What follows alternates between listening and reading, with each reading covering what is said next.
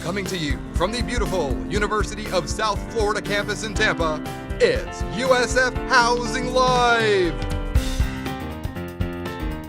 Welcome everyone. This is USF Housing Live. I'm your host, Julia O'Hara with USF Housing and Residential Education. I'm coming to you live from the beautiful University of South Florida in Tampa, Florida. Housing and Residential Education is here to answer your questions as you prepare for your USF experience. In tonight's episode, we'll be speaking with a representative from Residential Education and Financial Aid. If you're joining us live, type your questions in the comments and we will answer you live on the show. First this evening, we'll be speaking with Corey Johnson, Assistant Director with Residential Education at USF. Hi Corey, how are you? I'm good. How are you, Julia? I'm good. Thanks so much for taking the time to talk with us this evening. Absolutely. Happy to be here. All right, you ready to jump into some questions? Sounds good. All right. The first question I have for you is, can you tell us a little bit about what you do on campus? Yeah, so I serve as one of our area assistant directors specifically for the south side of campus. And so what that means is that I supervise the residence life coordinators who are in charge of 6 different residential communities. So I'm in charge of making sure that all 6 of those communities have what they need to be successful, that students are well taken care of, and that we troubleshoot anything that comes up. Great. And what is residential education's role with the students and the residents? Yeah, that's a great question. So residential education is all about helping students be successful on campus. So we are here to help provide a positive experience in the halls, both with the living side and with learning. So we're well connected throughout the university to both academic affairs and different student success initiatives and campus partners. So we try to be that connector for residential students to figure out their place at the university. And what kind of resources does residential education offer for students? Yeah, awesome. So we have a few different units. We have our residence life coordinators who are with you in the halls with our resident assistants or community managers living directly in the building with you. But then we also have 2 other pretty unique sides of our house, which are our academic initiatives team, who is well connected to faculty on campus and getting students into the spaces with faculty, interacting with different initiatives, including with our awesome living learning communities. And then we also have our student leadership side, which has 4 different housing leadership societies that help students get involved on campus and really embodies that sense of belonging that students are looking for when they get to moving into campus with us. Great. Those are great resources. And how can a student go about taking advantage of these resources? Yeah, so I think the first line of communication really is your resident assistant or your community manager. They're a great person to get you connected to where you need to be. So they know how to get you involved with our student leadership societies, but they also know when they don't have an answer to something, and they can get you connected to a residence life coordinator. So they're a really great resource. The other really good resource that we have that is virtual is what we call Bowls in the Cloud. So Bowls in the Cloud is a Canvas site that serves as a hub that gets you connected to a lot of different resources on campus, different activities that are happening, ways to get involved, people that you can talk to if you're having a hard time. And so all of that exists in one space for all of our residential students. And can you explain on how residents will have access to Bowls in the Cloud? Where can they find that? Yeah, absolutely. So residents first need to get their USF email set up. I'm sure that everyone's well versed with that with your orientation process through Teams and everything that goes into that. But we will have sent you an email to get you connected on Bowls in the Cloud, which is a Canvas site. So you'll have an email that you can just click on to join, and then you'll be able to explore all of the content that's available on there. Great. So let's talk about the resident assistant. What's the role of the resident assistant, or as we call RA?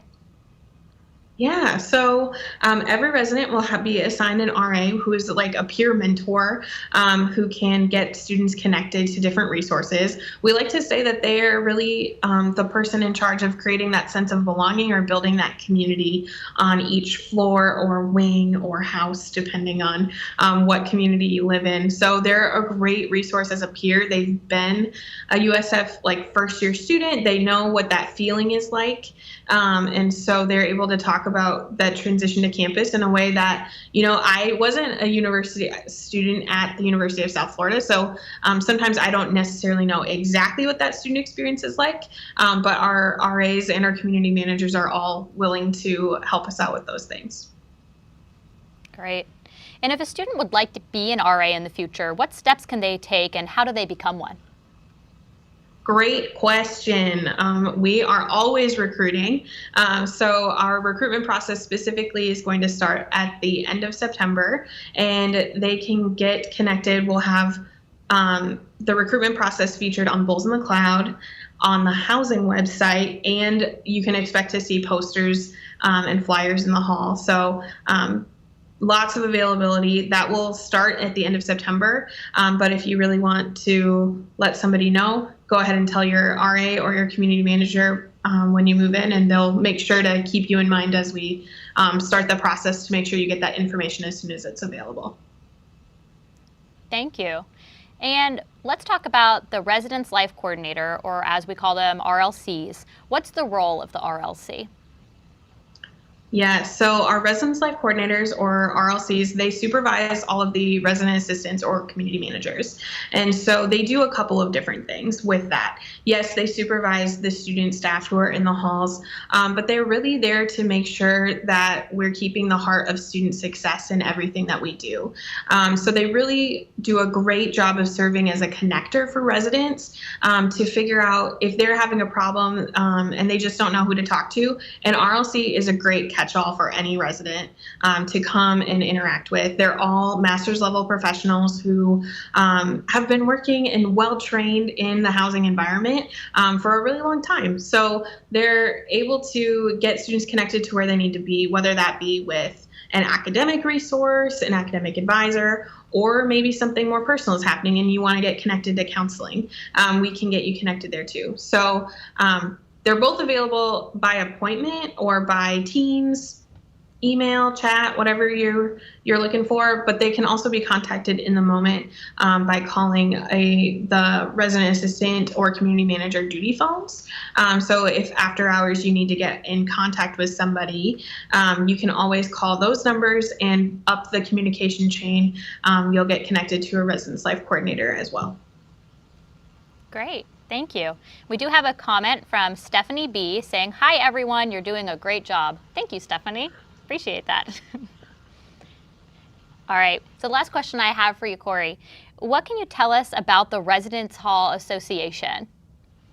Yeah, so Residence Hall Association is one of our student leadership societies that oversees our hall councils. So every residence hall community has a hall council, which is a collection of students who are within the community who want to be involved and are interested in connecting with other people, but also maybe planning events or different initiatives to happen within your hall. And so each of those hall councils has senators who are sent to the Residence Hall Association. They meet every Monday, and they have an executive board that was elected last spring. And so they are sort of overseeing all of the hall councils. And so they plan campus events, they planned different initiatives, different recognition things. So really, RHA is what you make it, but they're all about helping students find their place and their sense of belonging on campus. Great. And if someone wants to get involved, what's the best resource or place for them to go to find more information, or who should they email? Yeah, absolutely. So I would say there's a few different ways that you can do that. Yet again, there'll be a whole feature on Bulls in the Cloud about how to get involved in the communities with your hall council. You can always reach out to your RA or CM or your Residence Life Coordinator, and they'll get you plugged in right away. So those are probably the best resources, and they'll get you there faster than others. Great. We do have another question from Stephanie. Stephanie's read through the rules for living in the dorms, but she's asking for clarification on these rules just so that she has a better understanding. So I know that, the policies and the addendum would be the first place that I would suggest a student to go to learn more about the different regulations and policies. But off the top of your head, are there any that stand out that are good to just note, like no pets, for example, or that sort of thing? Yeah, no pets is a good one because that can be a little bit tough on move-in day to separate from, I know. I think that there's something that I would keep in mind is looking at what cooking utensils can be used in which halls, and that is well outlined on the housing website where you can do that, and that is dependent on what style of living you're in.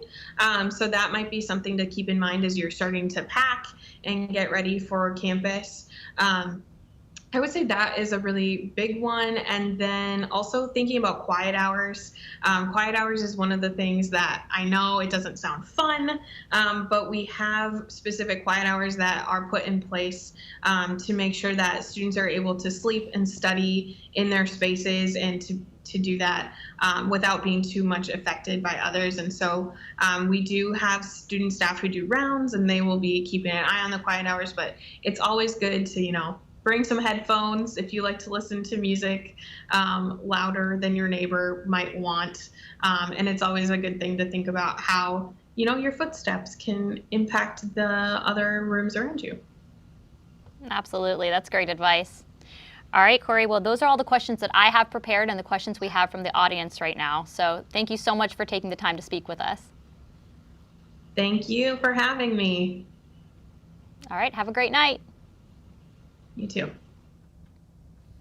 All right, it's time for us to take a short break, but don't go anywhere. We'll be back with more USF Housing Live right after this.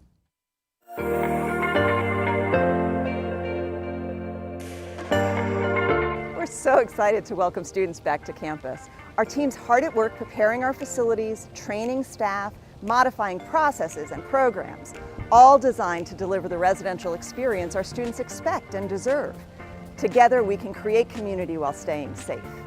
Be safe and go Bulls! Welcome back. I'm Julia O'Hara, and if you're just now joining us, this is USF Housing Live, and we're here to help you prepare to live the Bulls life at USF. Ask us your questions in the comments, and we'll answer you live on the show. Next this evening, we'll be speaking with the Program Director for the Office of Financial Aid, Dameion Lovett. Please keep in mind when you're asking your questions to keep your questions vague with no personal information listed in your comment. Welcome, Dameion. Hi, Julia. How are you? Nice to have you. Hi, nice to see you. Thanks for joining us tonight. Thank you. Good to be here. All right, well, let's dive into some questions if you're ready. I'm ready. All right. The first question I have for you is, what is the role of the Financial Aid Office? Yeah, so the role of the Financial Aid Office is to provide funding for students to pay for their educational expenses. All right. And what's your role with the Financial Aid Office?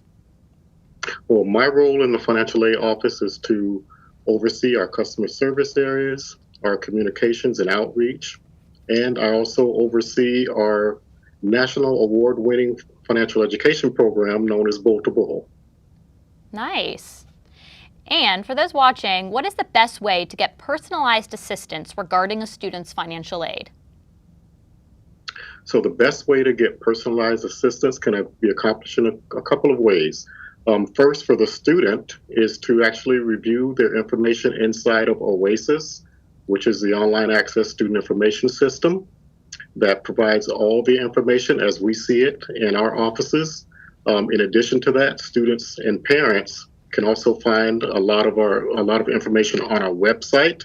You can call us at 813-974-4700, and you can speak to our staff that are on call to answer all questions throughout the workday.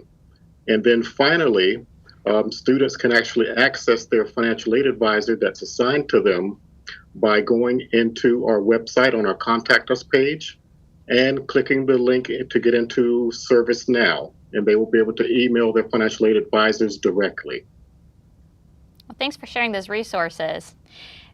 What is the next question we have? Actually, we have a question from Mary in the audience. When do we pay the fall bill? So I was going to ask that question, but Mary beat me to it. Yeah, so that's a very good question. Thank you, Mary. And as I was waiting to come on, an email was just sent out by the cashier's office to all students that the fall fees have been assessed. So now students will be able to log into Oasis and view their bills. So typically the way that it works is that tuition is due at the end of the first week of classes each semester. So for the fall semester, that will be August the 28th. All right. Thanks for that. Breaking news there. Yes. We have a question from Stephanie. How can we see if our Florida prepaid account is connected? So for Florida prepaid, as well as any type of billing questions, those are actually handled by our cashier's office here at the university. But we are kind of connected to each other, even though we have different purposes.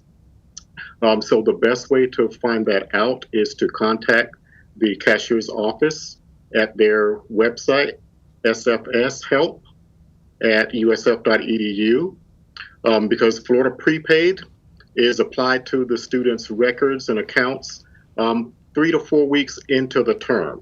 So up until that time, the student will be able to access that information and view that it is pending inside of Oasis, inside of the tuition and fees module on the student side of the account. So the cashier's office will also send out additional information for that as well. Okay, thank you. We have another question from an audience member, Henry. Does Bright Futures cover online fees and lab fees? So Florida Bright Futures does not cover distance learning fees. If the student has lab fees, then that is a part of the payments that Bright Futures will cover. However, it does not cover the distance learning fees that students are being assessed for courses that are occurring virtually, and that is by state law. So unfortunately, institutionally, there isn't anything that we can do for that. But if the student's receiving other sources of financial aid, then those will be applied to those other fees as well. All right, thank you. And Lynette is asking, how can we see if Bright Futures is awarded? So you can see if Bright Futures is awarded by for the student to log into Oasis. And once they go into Oasis, they go to financial aid. And then they can select the My Award and Loan Information link, and it will bring up all of the information we have for the student in their financial aid award offers. So if the Bright Futures is not listed there, then we recommend that the student log back into their account in floridastudentfinancialaid.org and check to make sure that USF is a listed school in the demographic section so that we can download the information from the state of Florida, which we do on a weekly basis. All right, thank you. And another question from Stephanie. If a student filled out the FAFSA and turned in all the necessary paperwork, how long until we know if we will be getting any aid? Yeah, so if the student had to turn in additional documentation, that was due to being selected for what the government calls verification. So that is like a mini audit. And basically all we are doing is making sure that the information that was provided on the FAFSA in the parent and family demographic sections and the income sections match the documentation that you're providing. So once that review is done, that typically takes up to 10 business days. So once the last document has been submitted, then our review process starts. Then the student will receive an email within 10 business days of those documents being completed and reviewed. And in addition to that, the parent that is listed on the FAFSA application will also receive an email from us to let you know that the process is being completed.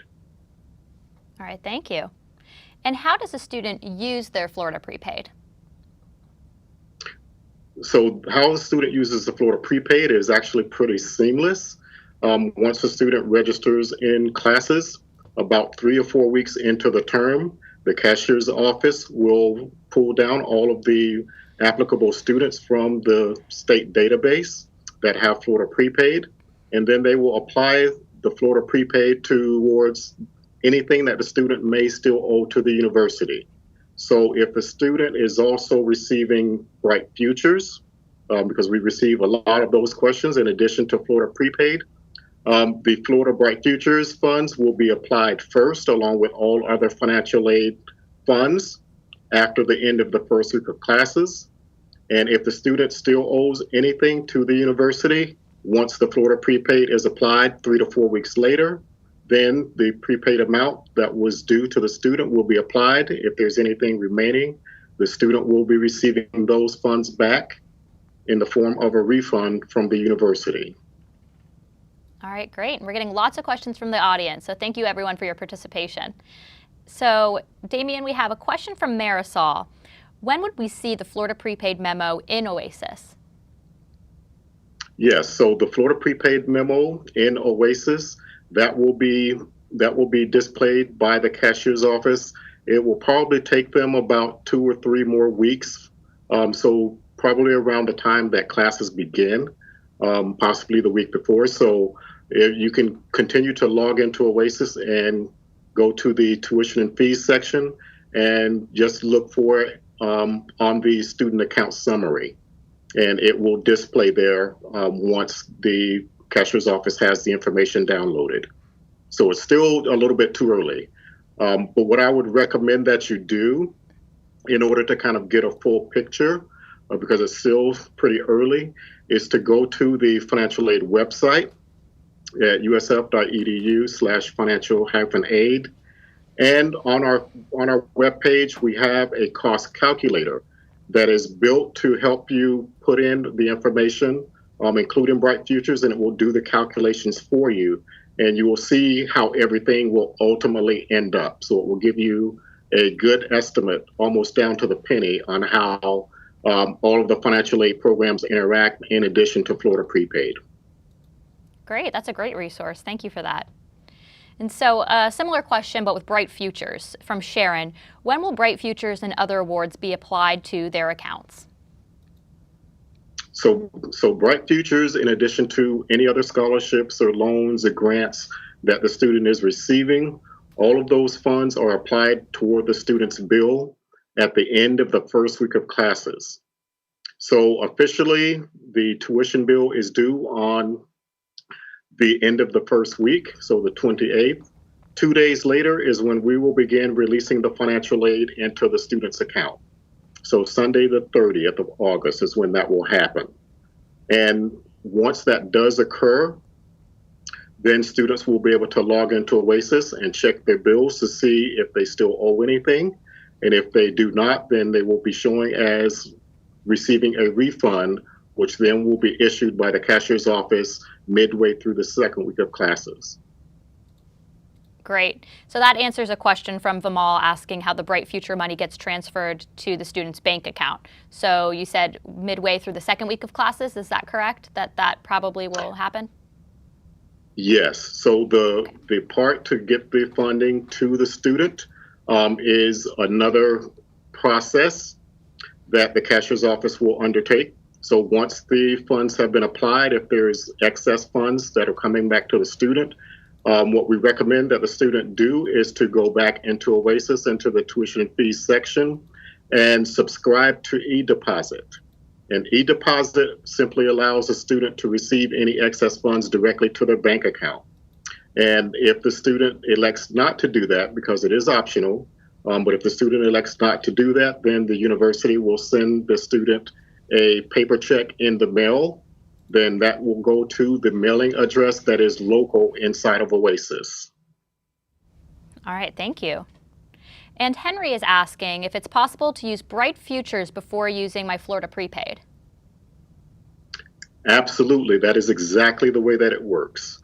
Because as I mentioned, the Bright Futures funds will be applied at the end of the first week of classes, and then Florida prepaid will be applied 3 to 4 weeks into the term. So there's a gap in between. So typically, Lots of students will also have student loans that they are using to help fund their education, but they may not be sure if they're going to actually accept those or not.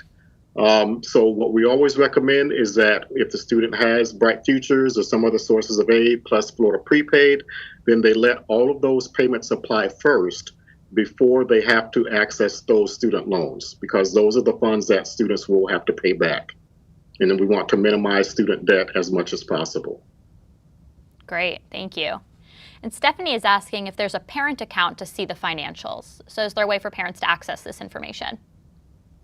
That is a great question. Here at the university, there is not a parent portal that parents can have access to financial aid information. So with that, the only way that parents can receive that information, at least by communicating with the financial aid office, is by completion of our privacy release form.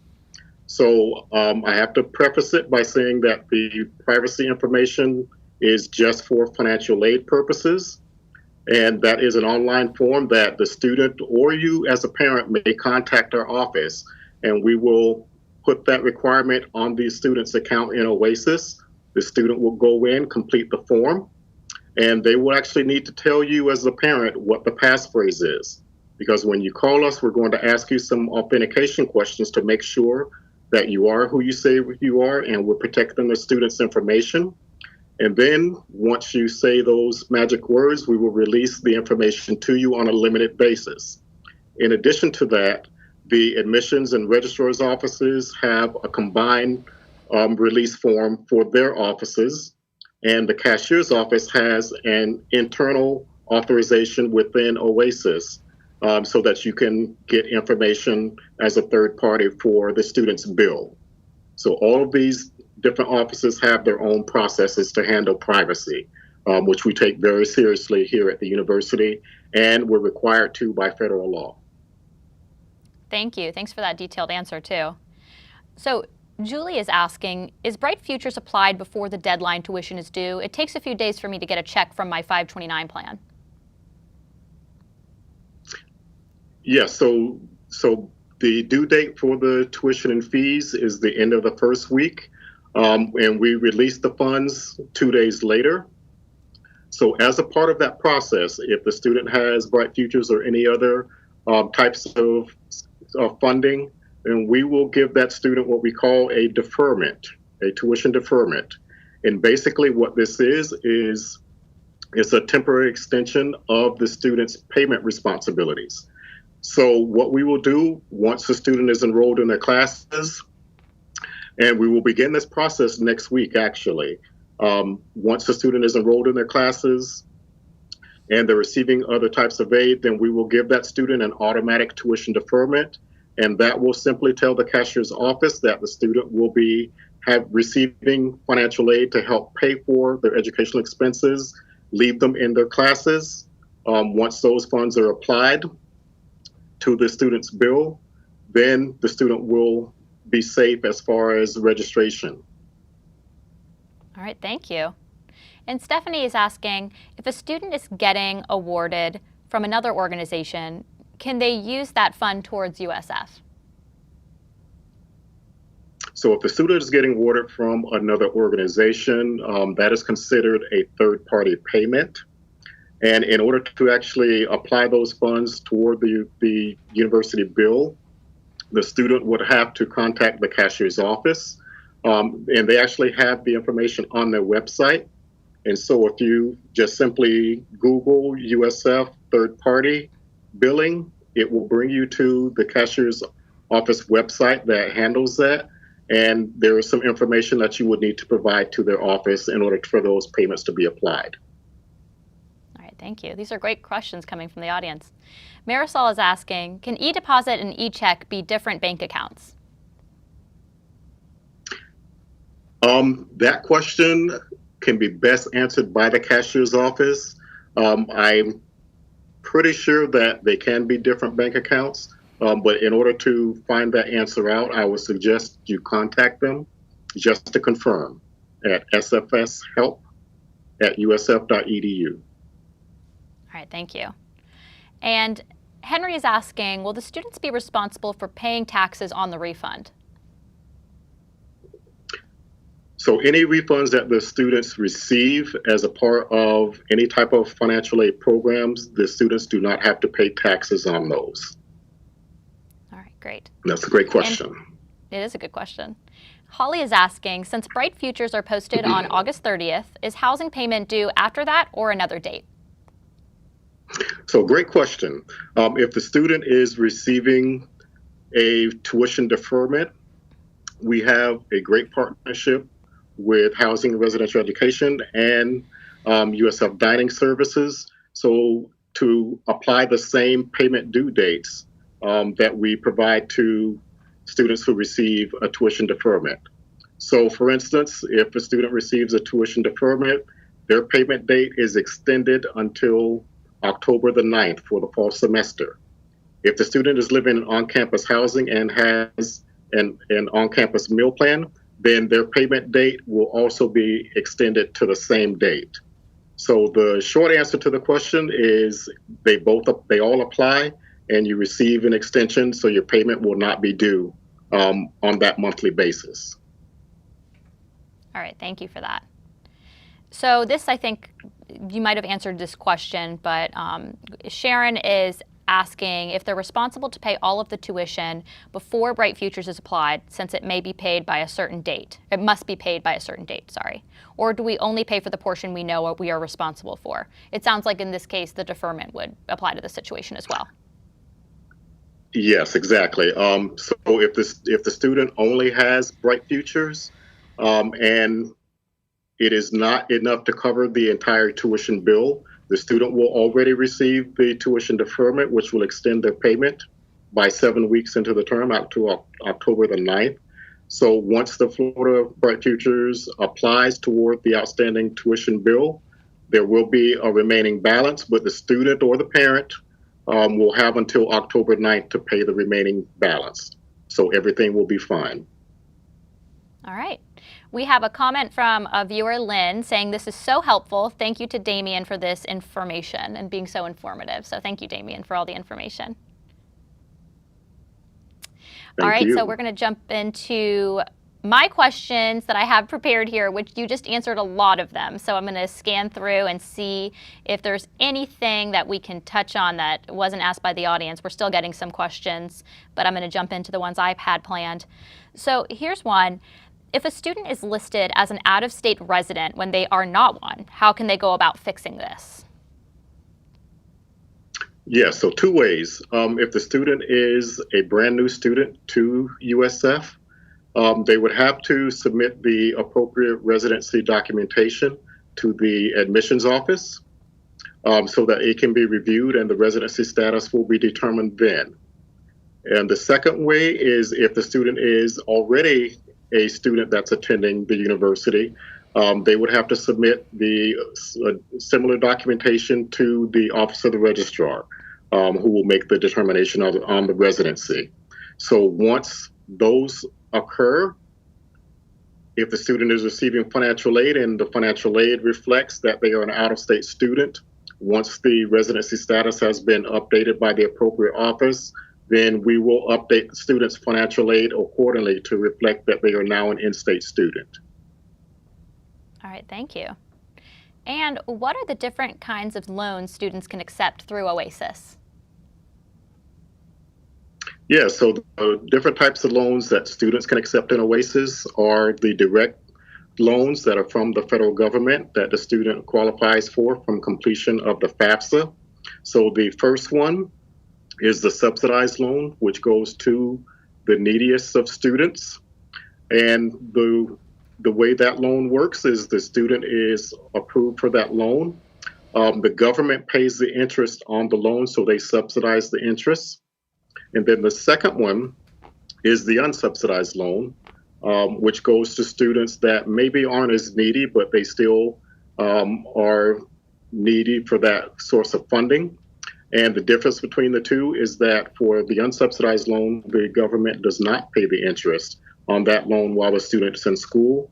They can elect to either defer that payment until they graduate, so they can capitalize it to the principal of the loan.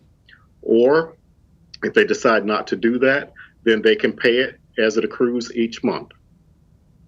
And the student can go into Oasis and accept the loans. And we always recommend that students use our cost calculator to help get down to borrow only what they need. Because for student loans, the bill doesn't become due for those until 6 months after graduation. And the student can accumulate a lot of debt if they are not paying attention to what they are borrowing. Yeah, that's great advice. Thank you, Dameion. So we have a couple of questions from the audience, two similar ones from Laxmi and Henry. The first one, my daughter received a few small scholarships, which are supposed to go directly to USF. What is the best way to find out if USF has received them? And then Henry's question is very similar. How do you apply USF scholarships to the student's bill? Yes, so in order for the scholarships to be used to apply toward the student's bill, a couple things have to happen. First, the agency or the donor that is supplying the scholarship has to send those in to the cashier's office so that they can be processed. And then they will send the information over to my office, and we will actually post that information in Oasis for the student to see. So if the student has checks from those different agencies that they've received, then those have to be sent to the university. If the student were to log into Oasis, and once they log into Oasis, go to financial aid and then my award and loan information, we have a tab that says resources/additional information. On that particular tab within Oasis, it will actually display the address that students would send those checks to. And I don't have it committed to memory because it is a post office box that is actually in Orlando. That's an official lockbox that's secured. So you will be able to see that there, and you'll send the checks in that way. All right, thank you. And what happens if a student doesn't make a payment on time? So if a student doesn't make a payment on time, if they do not have the financial aid tuition deferment, which we will start applying next week, then the payment is going to be due by the payment due date. So for tuition, it's the end of the first week, August the 28th. And if the payment is not made, then the students will be given a 1-week period to find those sources of funding to pay their bill. And if the bill is not paid within that due date time, then their classes will be canceled for non-payment. And then the student, in order to get back into those classes, they would have to have the source of funds to pay it in full. Okay, thank you. So the next question, if a student takes out a loan for a certain amount and their e-deposit is much smaller than they anticipated, why is this? So if a student takes out a loan and then if they get a refund and it's smaller, there's a couple of different factors. So first of all is how much is the student's bill? If the student's living in on-campus housing and they have a meal plan plus tuition, that's going to be close to $9,000 or $10,000 if you're an in-state resident, even more for an out-of-state resident. So for financial aid, there could be cases where, depending on the type of aid the student's receiving, it may not be enough to completely cover their bill. And any refunds that the student receives, they would only receive that once their university bill has been satisfied. Okay, so that's a little bit of kind of a slippery slope because there are lots of different factors that will factor into the amount of money that a student may or may not get back. All right.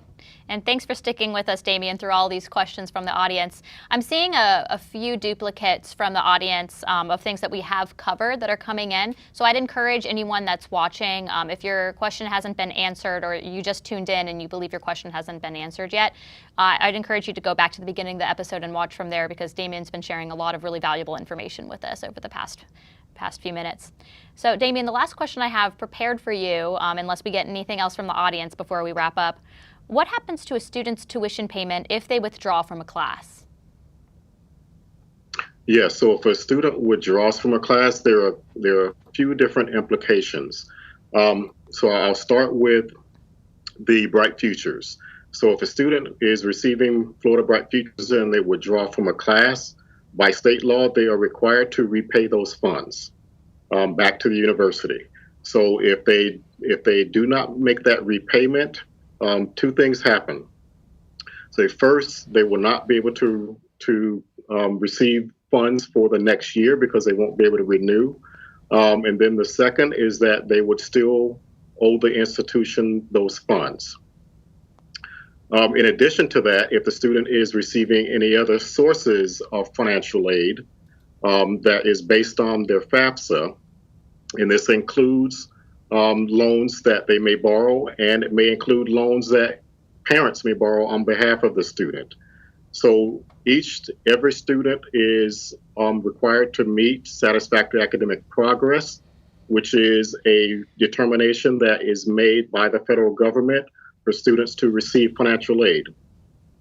And we have all this information on our website, but basically every time a student withdraws or drops a class and they've received financial aid, we don't necessarily ask for that money back. So there are some conditions that we will ask for it back, but generally, unless it's a complete withdrawal, but if the student just withdraws from one class, we don't typically ask for it back, except for the Bright Futures cases. But in the long run, that can add up. So if a student is enrolling in 12 credit hours each semester and they withdraw from 2 classes, they're only completing 50% of their courses. And students aren't able to do that for a long period of time if they're receiving financial aid before we're required to cancel it. Okay, so that is very important. So it's really, really important if your student is having trouble in classes to keep those lines of communication open, because there are implications, whether they're short-term or long-term, that can affect the student. All right, thank you for that. We have a couple of more questions from the audience that I think we have time for. We have a question from Amanda. Is deferment automatic regardless of the type of payment?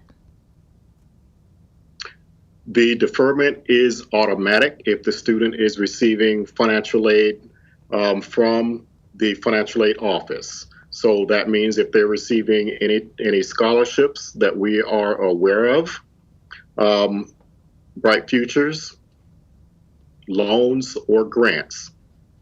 Okay, so Florida Prepaid is handled through the cashier's office. They will also offer a extension on the payment, but they do that all internally automatically as well. And once we get finished with this show, you can check with your student because they should have received the email from the cashier's office that will have all of that information in it. And next week, as I said, we will begin posting the tuition deferments for all of the students that qualify. And we will then email students next Friday to let them know that they do qualify and have some additional information. A part of that will be included in a video format, so it's about 45 seconds that students and you can watch, and it will explain the entire process and how it works to you. Perfect. Thank you for that. And last question for you, Dameion, from Sharon. How do we know if USF has received the outside scholarship check? Yes, great question. So at this time of year when the agencies are sending in these scholarship checks, it can take a few weeks before it shows up inside of OASIS. So there are a couple of things that you can do. The very first thing is to contact the donor or the agency and get the date or the approximate date that it was sent to the university, confirm the address, and that the student's name and, if possible, their USF ID is on that check or that information cover letter. And from there, you can monitor OASIS on the financial aid section under My Award and Loan Information to make sure that it is there. But as I said, it will take a few weeks before it shows up. So it's going to be a process of continually checking, because at this time we're going to be getting thousands of checks that all have to be entered into the system. And unfortunately, that is all manual for staff to input that information. So that's why it takes so long. All right. And I might have lied to you, Dameion. I'm going to squeeze one more question in here that just came in from Mary, okay? Thanks for taking the time. If you receive a merit scholarship from USF and you get an award from another organization outside of USF, does USF decrease your merit award, Green Gold Presidential Award? So for the, if the student receives an outside award and is also receiving an institutional award, that answer is going to depend on that particular source of funds. So what I would recommend that you do, because in some cases the aid can be reduced, but in others it will not.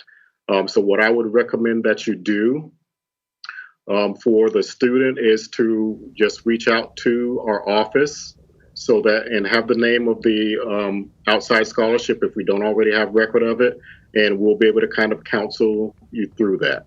But typically, for the institutional funds, there are opportunities where that will happen. All right. Well, that was the last question I have. Yes, congrats. So thank you so much, Dameion, for taking the time. That was the last question I had for you. Okay, thank you. All right. Have a great night. Thanks again. Thank you. All right, before we wrap up, I'd like to remind incoming residents that the move-in sign-up form is now live in the housing portal. Students can schedule a move-in appointment between August 16th and August 23rd. Early arrival fees will no longer apply to those signed up for a move-in between August 16th and August 20th. Move-in information is listed on our website at usf.edu/housing. If you have questions about living on campus at USF, please email us at housing@usf.edu. And we hope you can join us for the season finale of Housing Live next week on Wednesday, August 5th at 7 p.m. Eastern. We'll be speaking with my colleagues from Housing and Residential Education all about the resident move-in experience. You can watch on our Facebook or YouTube page, the USF Class of 2024 Facebook group, or the USF Parent and Family Engagement Facebook page. USF Housing Live is produced by Housing and Residential Education at the University of South Florida in Tampa. Our motto is best place to live, best place to work, and best place to learn. Thank you to tonight's guests, Corey Johnson and Dameion Lovett, for joining me this evening. Thank you to our production crew, to you, our viewers, and of course, there's always just one last thing. Go Bulls. Good night, everyone.